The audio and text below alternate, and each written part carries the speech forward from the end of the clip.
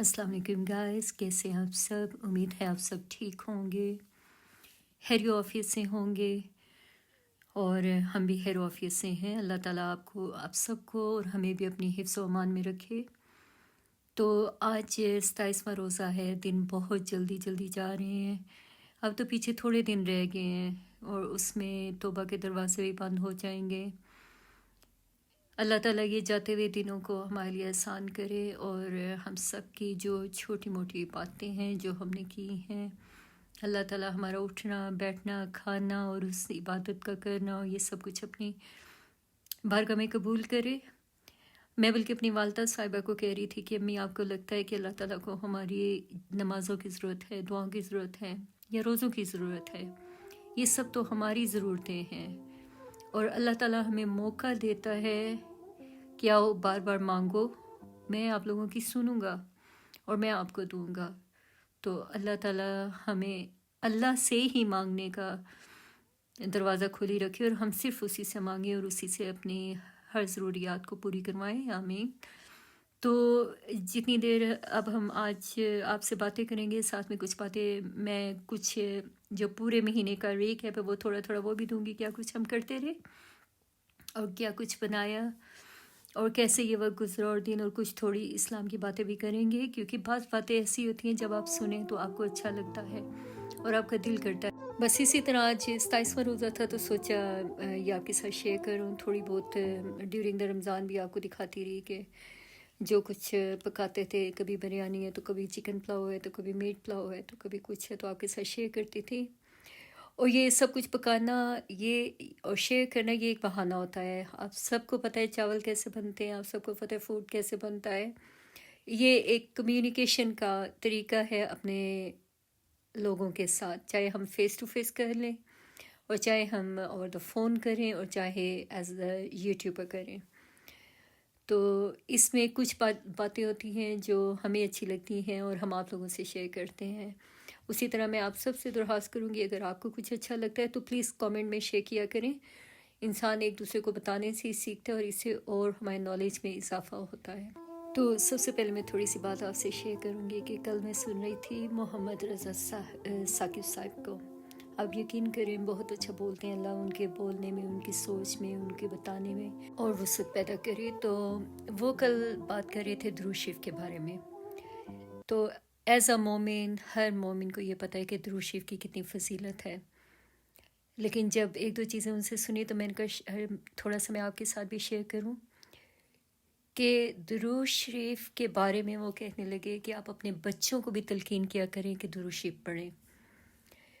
आप अगर दो तरह के बच्चे उठाएं, एक जो बच्चा दुरूद शरीफ पढ़ता है और एक जो नहीं पढ़ता, आप देखेंगे कि उसमें भी डिफरेंस है कि जो दुरूद शरीफ पढ़ने वाले बच्चे हैं उनकी ज़ुबान में लताफत होगी, नरमी होगी, शफ़क़त होगी, उनकी तबीयत में सुकून होगा।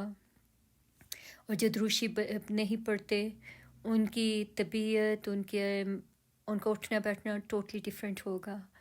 कहने लगे साकिब साहब के पास लोग शिकायत करते हैं कि हमारे बच्चे बहुत तुंद मजाज हैं, अकड़ हैं, गुस्से वाले हैं, उसका इलाज क्या है? तो मोहम्मद रज़ा साकिब साहब कहने लगे कि उसका इलाज यही है कि उनको दुरूद की तस्बीह दे दो। सुभान अल्लाह। तो जब ये मैंने सुना तो मुझे इतना अच्छा लगा और इतनी खुशी हुई कि ये दुरूद शरीफ वो दुरूद शरीफ है कि जो हम उठते बैठते पढ़ते हैं, अपने प्यारे मोहम्मद सल्लल्लाहु अलैहि वसल्लम के ऊपर भेजते हैं, और जो बल्कि अल्लाह ताला के हुक्म से फ़रिश्ते भी पढ़ रहे होते हैं। और अगर हम कभी भूल चूक से या हम ना पढ़ सकें तो हम हर नमाज में तो पढ़ते ही हैं। तो अल्लाह ताला मुझे भी और आप सबको भी दुरूद शरीफ पढ़ने की और बार बार पढ़ने की तौफीक अता फरमाए। जैसे उन्होंने बोला कि बच्चों में गुस्सा नहीं रहता, उनमें सुकून आ जाता है, उनको बात करने का पता चल जाता है, उनकी तरबियत से पता चल जाता है कि ये दुरूद शरीफ पढ़ने वाले बच्चे हैं। उन्होंने क्या खूबसूरत शायरी बोली कि तेनू सीने दी मैं ठंड आखां, तेनू सीने दी मैं ठंड आखां, शहद गुलाब ते खंड आखां, तेनू नबियां दा मैं लाड़ा आखां, तेरे हिजरिज दे विच मैं हाड़ा आखां। कि जब उनसे प्यार हो जाता है ना, या जिनको हम इतना प्यार करते हैं, तो जब वो उनकी जुदाई होती है, चाहे वो मदीना से आके जुदाई हो, چاہے وہ ان کی یاد میں ہو، تو وہ واقعی وہ بہت بڑا ہجر ہو جاتا ہے. تو اللہ تعالیٰ ہمیں ان کی محبت، ان کی شفاعت، ان کے ہر اس چیز کو ماننے والا بنا دے اور اس چیز کو کرنے والا بنا دے جس سے وہ ہم سے خوش ہو جائے. آمین. اور یہ تو اتنا میٹھا اور پیارا نام ہے کہ جتنا ہم بولتے جائیں کہتے ہیں کہ جو بیمار ہے وہ پڑھے، جو لاچار ہے وہ بھی پڑھے. اگر آپ کو جاب کا مسئلہ ہے تب بھی پڑھو. اگر آپ کو قرضوں کا کسی چیز سے بھی، تو کسی نے پوچھا کہ ہر ایک چیز کے لیے، تو انہوں نے بولا ہاں جی، کیونکہ ہر چیز کا علاج ہی اس درود شریف میں ہے. اور یہ اگر آپ درود ابراہیمی پڑھ سکتے ہیں جو کہ نماز میں ہے تو ٹھیک ہے، اگر نہیں تو آپ چھوٹے سے چھوٹا بھی پڑھ سکتے ہیں. اللہ ہمارا درود شریف پڑھنا، آپ کو بتانا اور آپ لوگوں کا سننا قبول کرے. تو اب آہستہ آہستہ میں واپس اپنی ریسپی کی طرف آتی ہیں، جو اگین ایز اے اسٹارٹ میں نے مینشن جیسے کیا تھا کہ ہم سب بناتے ہیں. یہ پورے مہینے کا تھوڑا تھوڑا سا ریکیپ میں آپ کو شو کر رہی ہوں کہ ہم لوگ کتنی لطافتیں اور کتنا مطلب لائک اپنے دسترخوان کو سجاتے ہیں، کتنا کچھ کرتے ہیں کہ ہاں جی روزے کے ٹائم پہ یہ بھی ہونا چاہیے، یہ بھی ہونا چاہیے، چاہے اچھا ہو چاہے برا ہو، چاہے تھوڑا ہو زیادہ ہو، ہر ایک کا دسترخوان ماشاءاللہ سج رہا ہوتا ہے. تو آج 27 کی شب تھی. عام چاول ہم بناتے ہیں، سارے بنائے، تو آج میں نے کہا چلو جی قیمے والے بنا لیتے ہیں. تو تھوڑا سے قیمے کے چاول ادھر کر لیے اور قیمہ تھوڑا کبابوں کے لیے رکھ دیا. اب اس کو قیمے کے چاولوں کے لیے میری کوشش یہ ہوتی ہے کہ پیاز براؤن کرنے کے بعد تھوڑا میں اس میں قیمے کو اچھی طرح بھونوں تاکہ اس کی اسمیل ختم ہو جائے. اسی میں نے لہسن، ادرک اور سب کچھ ڈال دیے تھے الباسمات. اب اگر آپ یہ ادھر پیچھے چکن دیکھ سکتے ہیں، یہ میں نے تھوڑا سا یہ بنانے تو میں نے بعد میں فرائی کرنے ہیں، جس طرح اس دن میں نے ونگس بنائی تھی. لیکن میں کیا کرتی ہوں کہ اگر میں نے چاول وغیرہ بنانے ہوتے، جیسے پاکستان میں یا ادھر بھی کافی لوگ یہ وہ چکن سٹاکس اور یہ کچھ یوز کرتے ہیں جو کیوبس ہوتی ہیں. میری کوشش ہوتی ہے وہ نہ کروں. میں کیا کرتی ہوں کہ یہ چکن کو اگر کسی طرح یہ ونگس یہ وہ بنانا ہو تو تھوڑے سے پانی میں ہلکا سا بوائل دے دیتی ہوں. ایک تو وہ اندر سے کچا نہیں رہتا، اور اس کا وہ جو پانی ہے پھر وہ میں سیو کر لیتی ہوں. ان کو کیوب بنا کے میں فریزر میں رکھ دیتی ہوں. پھر بعد میں یہ ہے کہ جب چاول وغیرہ بنانی ہو یا کوئی اس طرح کی چیز بنانی ہو اس میں ڈال دیتی ہوں. پھر یہ ہوتا ہے کہ آرٹیفیشیل کیوبس ڈالنے کی آپ کو ضرورت نہیں ہوتی اس میں. پھر میں نے بس اس کو جب قیمے کو بھون لیا تو پھر اس میں نے وہ چکن والا پانی ڈالا، اس کو تھوڑا دم دیا، اور پھر بعد میں ایز یوزول آپ دیکھ سکتے ہیں کہ پھر چاولوں کو لگایا دم اور چاول بنائے. اور جتنی دیر میں ادھر میں چاولوں کا دم کھول رہی تھی ادھر میں نے فرائی پین کڑھائی رکھ دی تھی. اور آج یہ میں بنانے لگی تھی دوسرے کباب بھی. انہیں کورین چیزی کھون ڈاگ بھی کہا جاتا ہے، ہاٹ کھون ڈاگ بھی کہا جاتا ہے، لیکن میں نے شیپ ان کو ان کی دی تھی، لیکن بنایا میں نے نارمل قیمے سے تھا. تو آپ جیسے دیکھ سکتے ہیں طریقہ یہی تھا کہ لیا قیمے کا مکسچر لیا اور قیمے میں وہی جس طرح ساری اشیاء ڈالیں جو ہم کبابوں کے لیے ڈالتے ہیں. اور اس میں آپ بیسن بھی ڈال سکتے ہیں، انڈا بھی ڈال سکتے ہیں. تو پھر آپ نے ایک لیئر قیمے کی لی، اس کے اوپر چیز ڈالی، اس کے اوپر اگر آپ کچھ اور ڈالنا چاہتے ہیں تب بھی ڈال سکتے ہیں، لیکن بچوں کو چیزی اسنیکس پسند ہوتے ہیں. اور پھر وہی اسٹکس ان کی ملتی ہیں، آپ ان کے اوپر لگا کے اس کے بعد اس کو انڈے میں گھما کے اور پھر بریڈ کرمز اس کے اوپر لگا کے تھوڑی دیر آپ اسے فریج میں بھی رکھ سکتے ہیں تاکہ تھوڑا سیٹل ہو جائے. اور اگر اسی وقت آپ نے بنانا ہے تب بھی آپ دیکھ سکتے ہیں. تو یہ بنائیں. اور اس کے بعد پھر آپ یہ چکن وغیرہ دیکھ رہے ہیں، ان کو میں نے ایگ میں کیا فرسٹ، اور پھر اس کے اوپر وہی میں نے اس کا اسپائسی مسالہ لگایا اور بعد میں بریڈ کرمز لگا کے پھر ان کو بھی ساتھ ہی فرائی کر لیا. تو اس طرح سے بس ہم نے اپنی افطاری کی تیاری کی.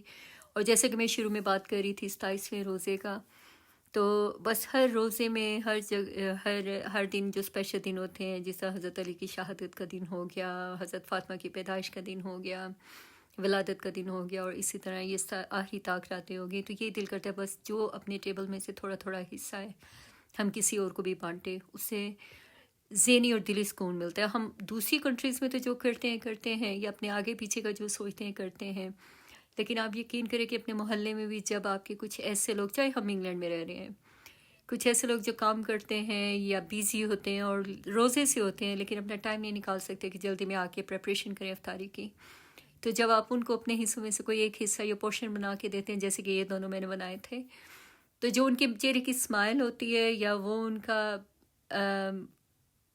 احساس جو ہوتا ہے جو آپ کے لیے وہ بڑا معنی رکھتا ہے. تو اب ہم جب کسی کو بھی کچھ بھی دیتے ہیں، چاہے ہم رمضان میں دیں، آگے پیچھے دیں یا ویسے دیں، تو ہم کو واپسی میں ہم اس سے کچھ توقع نہیں رکھتے کہ وہ ہمیں دے گا، کیونکہ دینے والی ذات اللہ کی ہوتی ہے.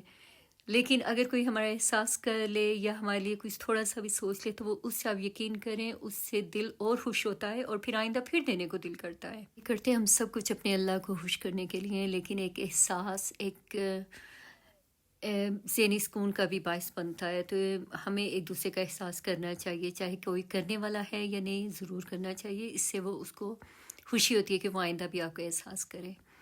تو جب میں نے یہ اپنے 2 دوستوں کو جو کام سے آئی تھیں اور بزی تھیں اور گھر میں سب پریپریشن نہیں کر سکتی تھی، جب انہیں بھیجا واپسی پہ، پھر ماشاءاللہ ہماری ٹیبل پہ رونق ہو گئی. کسی نے پیزا بھیجا، کسی نے کچھ بھیجا.